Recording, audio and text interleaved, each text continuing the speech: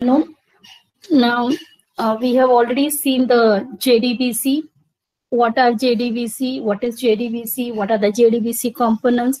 We have seen the driver manager. What are the drivers?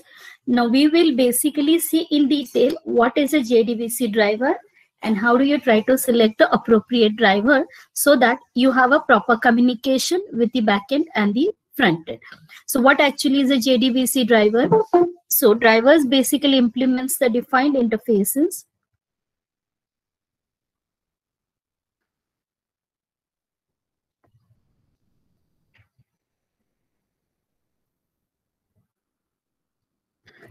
for interacting with database server.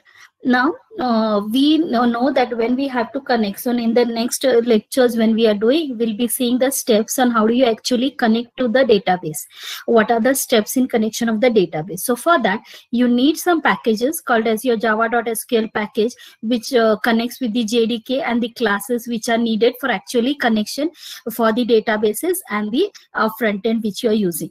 So we need to import the package java.sql and javax.sql. So as we come before, so your driver interface is basically included in the java.sql package here, which comes along with the JDK. So when you install the JDK, I have yesterday shared the link of how do you install the JDK. So when you install the JDK package, your java.sql package is included in that, and in that java.sql, the driver interface is there with which you are able to choose the appropriate database driver. So your driver manager or the driver interface has all the list of the drivers which are available or supported with respect to your computer compatibility or what Java version you have chosen, and based on that you try to connect with your driver. Fine. So the drivers are client-side adapters. So basically they are installed on the client machine and not the server. So if you are going to communicate with the front end or with the database, then you are the client. So basically the driver has to be installed on your machine,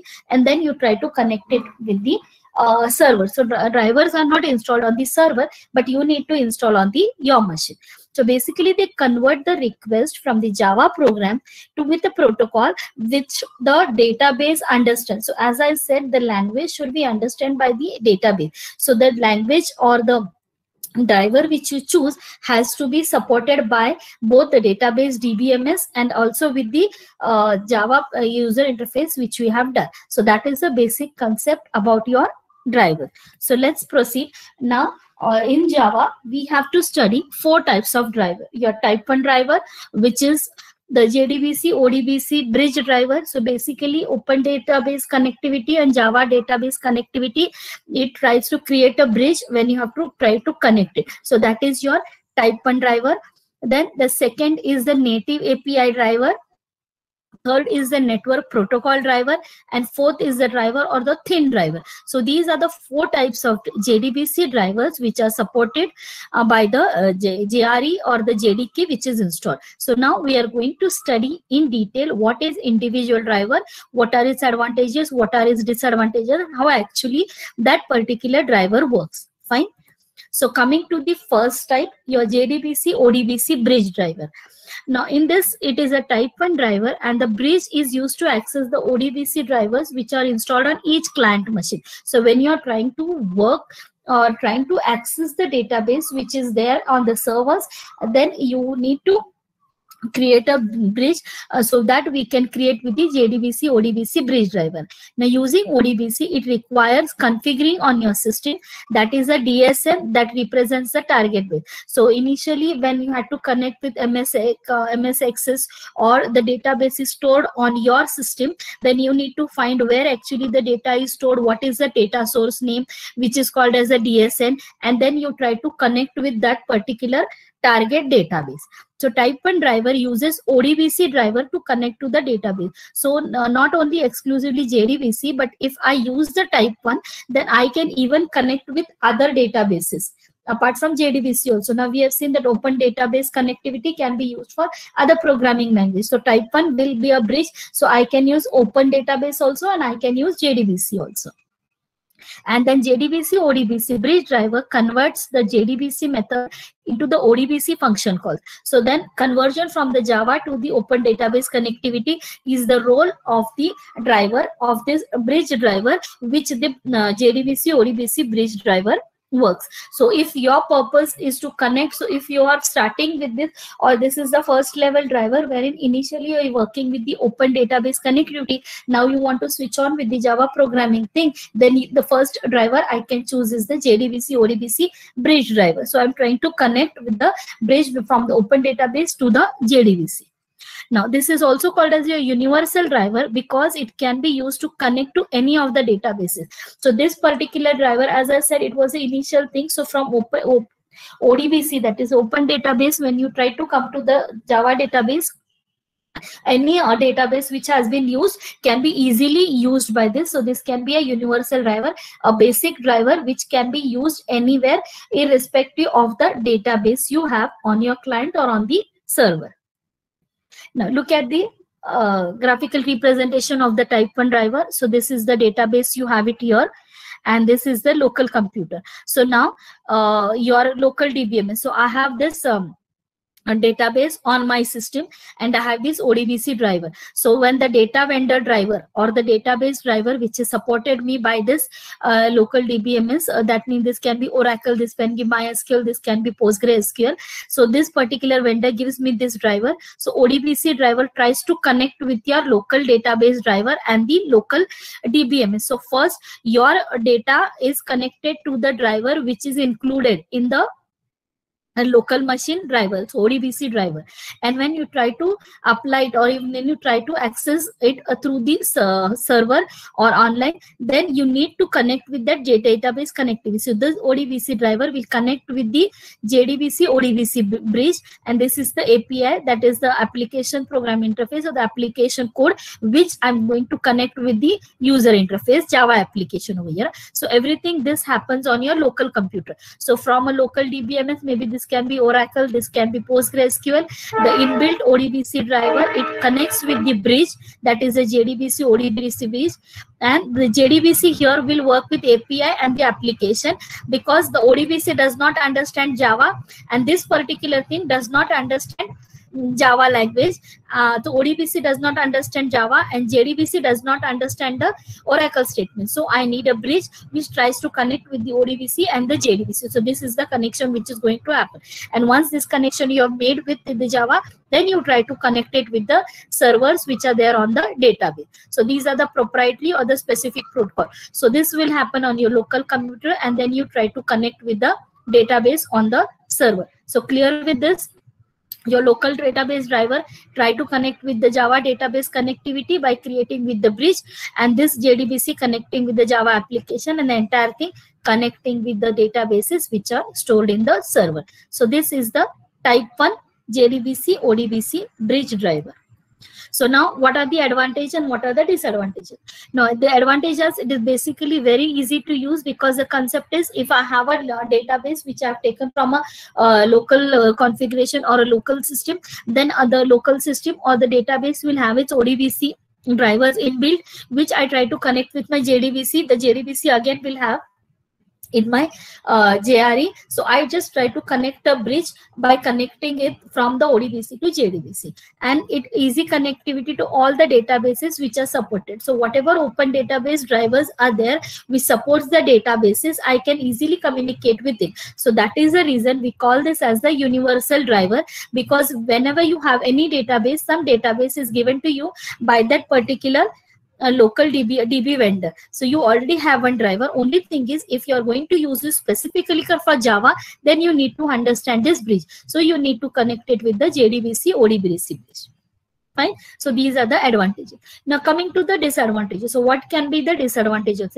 Now because it is converting from one driver to another, because it is a bridge, so crossing the bridge might be difficult. So the execution time is slow. Fine. So first it has to go to the ODBC driver, then it has to connect with the bridge, and then it has to show the results in the front end. So the execution time can be slow, and it is dependent on the ODBC driver. So if my local as DBMS or the DB vendor driver has given me this ODBC bridge driver, then it cannot be maybe supported by this JDBC, or it cannot be compatible with this JDBC bridge. So those limitations I have. So I need to depend on the ODBC driver, which has to be which is given to me by the device manager of the DBM, and it uses Java native interface to make the ODBC call. Now, when I said that our JDBC architecture, we have seen that we need to work on the Java API, which connects with the applications, and Java API, which connects with the driver managers. But here, when I'm trying to connect, I'm not directly connecting with the Java API. Instead, I connect with the JDBC, and the JDBC in return connects with ODBC, and ODBC in connects with the DBMS. So there are like two bridges over here. So finally, I'm not connecting with the Java API, but I'm connecting a local call with the Java native interfaces. So that means there are two middlemen, you can say, a ODBC driver which connects with the JDBC. Fine. So these disadvantages you can have, and basically because it is making ODBC call with the JNI, execution time is a bit slow. So this are with reference to the type 1 driver. Clear? Now proceeding further, we come to what is the type 2 driver or the JDBC native API.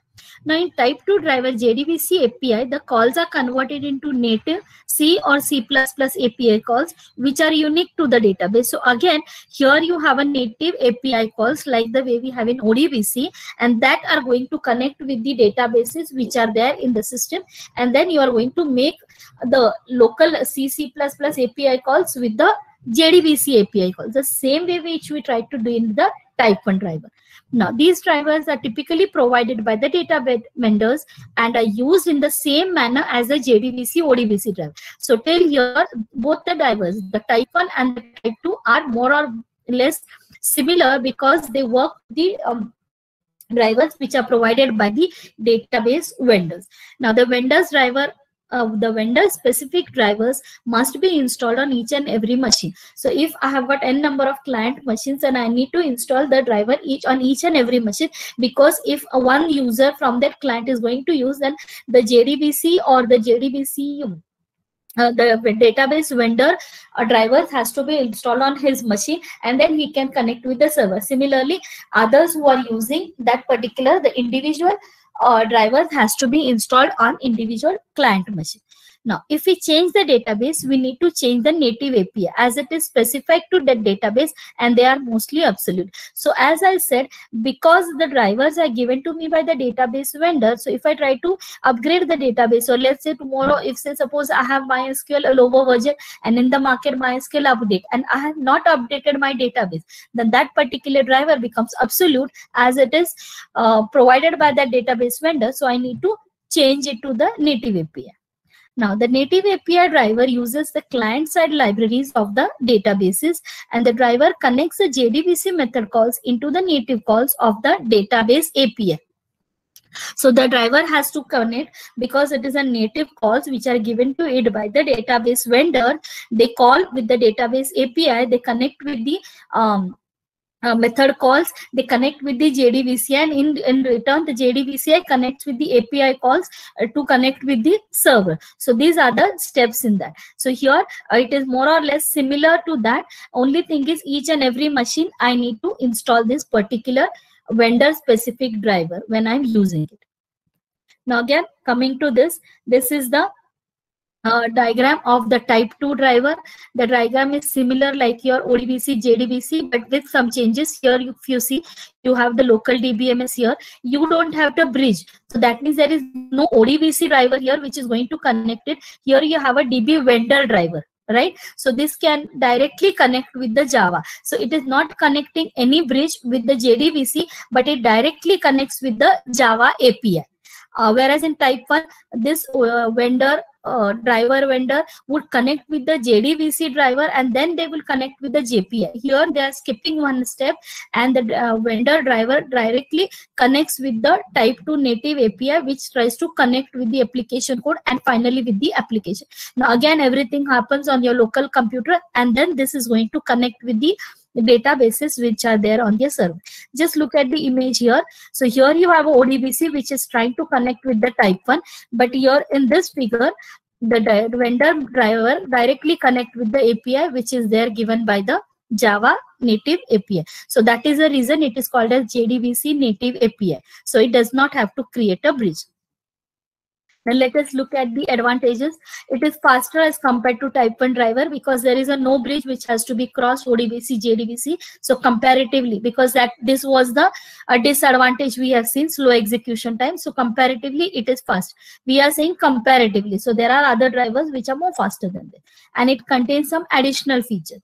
Now, what are the disadvantages? It requires native libraries, and so here, because this is using the native API, so I need to install some libraries here which understand this language because there is no bridge. So if I want to work directly with the Java API, I need to install some additional libraries which will understand the code which I'm with the DB vendor drive.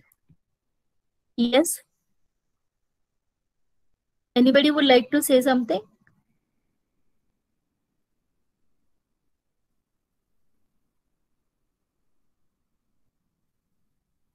Fine.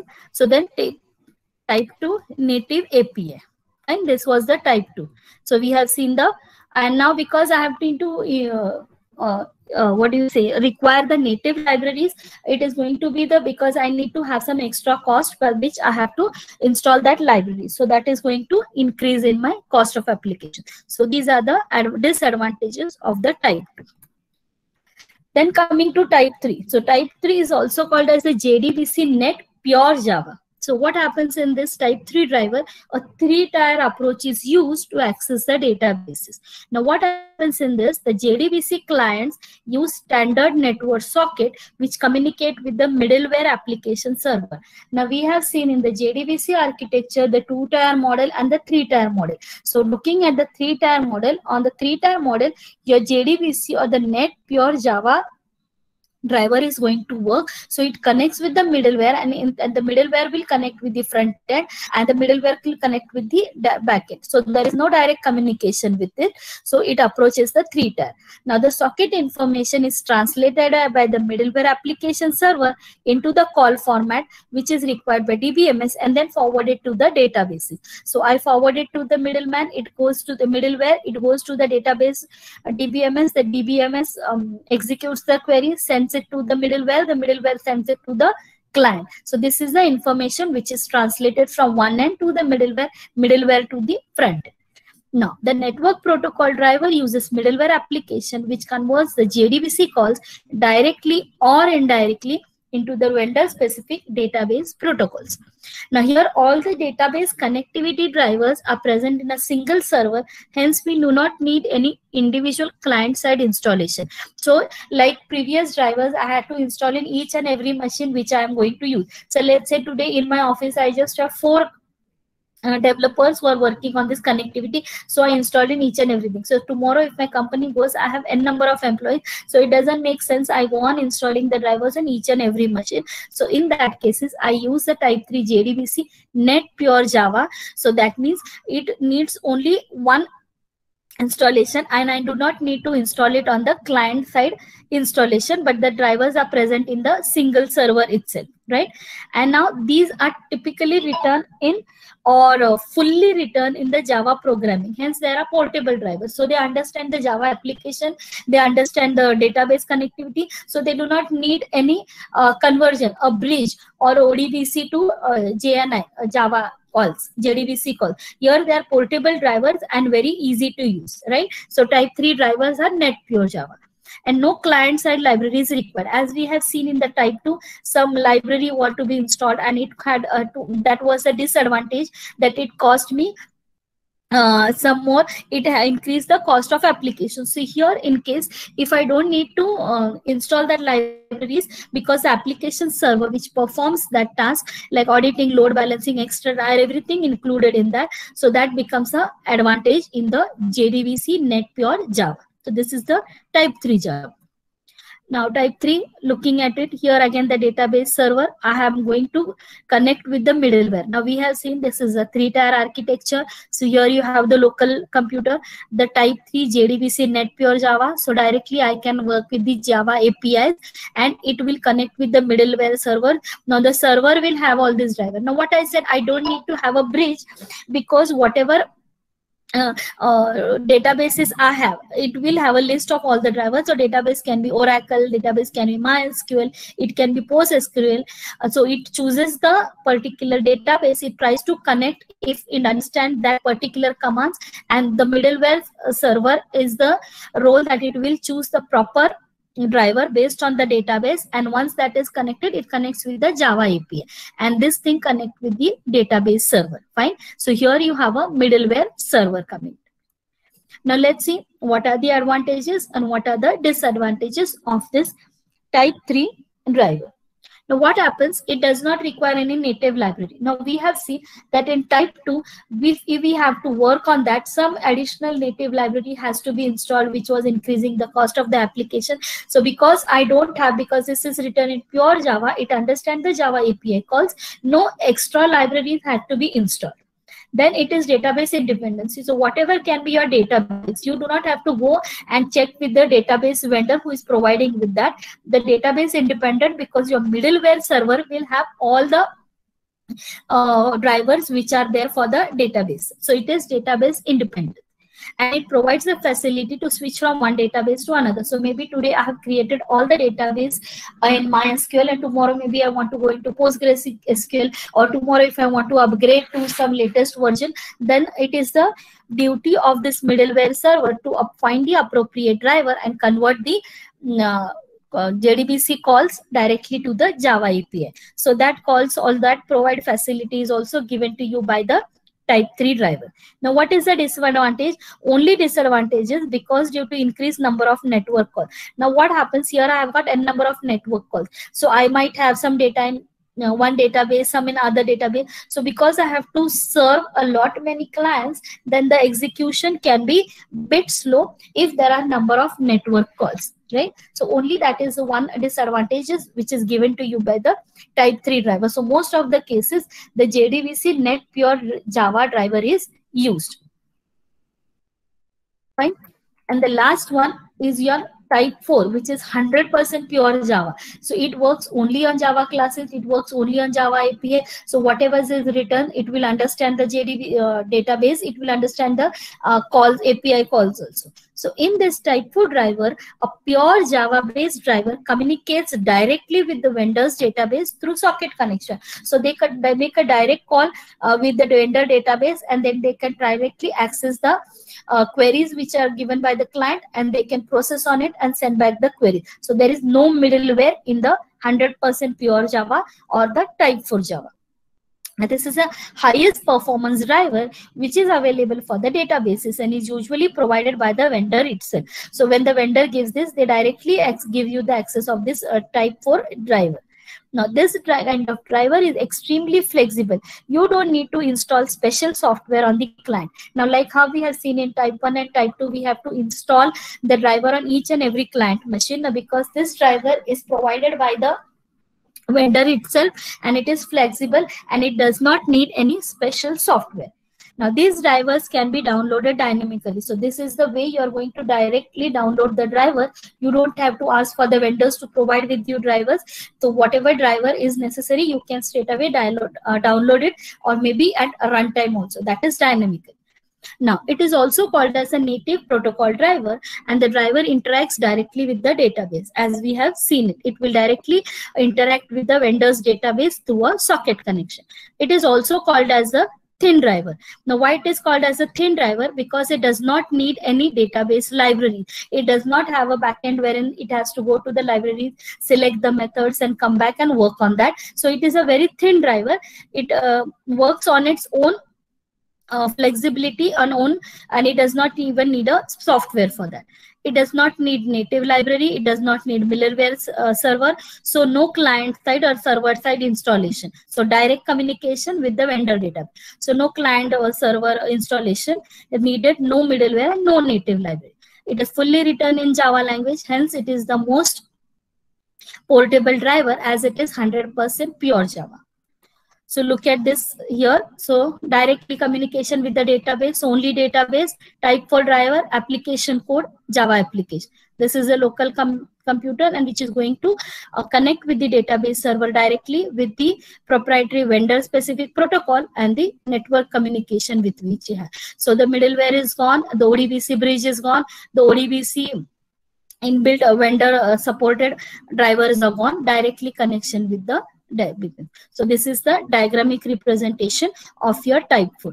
Now let's see some advantages and the disadvantages. Now again, it does not require any native library, so it is also called as a thin server. Now in your MCQs, now for your practicals, you might have the MCQs. So in that case, this advantages or how actually these points are covered. So these might be asked for your MCQ questions, which will be giving you for your exams. So in that case, they might ask why it is called a thin server, thin driver. So why it is called a thin driver?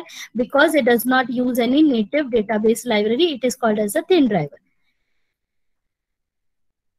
So it does not require a native library, it does not require any middleware server, and it is better performance than any other driver because everything and anything here is in Java, 100% pure Java. Whatever is the database, the connection is going to directly go to the database and no in between connections or the bridges.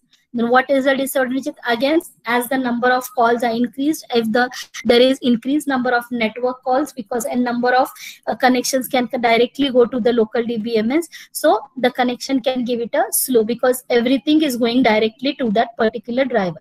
But just one disadvantages, but so many advantages. So this can be the type 4. So type 3 and type 4 drivers are used more in the industry as well as during your practical aspects. Right now, when we connect with the, when you are going to do with the practical, or when we proceed with the few further sessions, we will see what type of driver I'm going to install and how do I work on it. So these are the 4 types of driver. You might get theory questions of MCQs based on this driver. Now, which driver should be used? So this is the question.